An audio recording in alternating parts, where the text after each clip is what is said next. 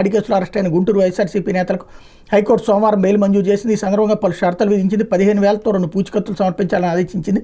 Chargesheet దాఖలు చేసే వరకు ప్రతి నెల 1-15 తేదీల్లో ఉదయం 10 నుంచి మధ్యాహ్నం 1 గంట మధ్య దర్యాప్తు అధికారి ముందు హాజరు కావాలని స్పష్టం చేసింది. అవసరమైనప్పుడు దర్యాప్తు అధికారికి అందుబాటులో ఉండాలని, కేసుకు సంబంధించిన వాస్తవాలు తెలిసిన వారిని బెదిరించడం, ప్రలోభ పెట్టడం, హామీలు ఇవ్వడం వంటివి చేయరాదని స్పష్టం చేసింది.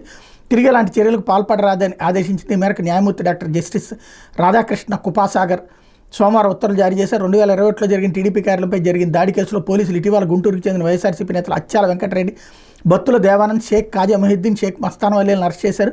కింది కోర్టు బెయిల్ నిరాకరించడంతో వీళ్ళు హైకోర్టును ఆశ్రయించారు. ఈ వ్యాజ్యాలపై విచారించిన జస్టిస్ కృపాసాగర్ సోమవారం షరతులతో బెయిల్ మంజూరు చేశారు. పిటిషనర్లు నెలకు పైగా జైల్లో ఉన్నారని న్యాయమూర్తి తెలిపారు. దీని తర్వాత దర్యాప్తు పూర్తిస్థాయిలో జరిగిందని, పిటిషనర్ల సామాజిక స్థితిగతులు, వారి శాశ్వత చిరునామాలపై ఎలాంటి వివాదం లేదని చెప్పారు.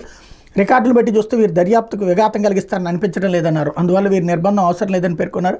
మరోవైపు ఇదే కేసులో తమకు ముందస్తు బెయిల్ మంజూరు చేయాలంటే ఎమ్మెల్సీ లేళ్లప్పిరెడ్డి, తలసిల రఘురాం, మాజీ ఎంపీ నందిగం సురేష్, విజయవాడ నేత దేవినేని అవినాష్, పలువురు కార్యకర్తలు దాఖలు చేసిన వ్యాజ్యాలపై విచారణ చేసే కృపాసాగర్ ఈ నెల 8వ తేదీకి వాయిదా వేశారన్నటువంటి వార్తని హైలైట్ చేశారు.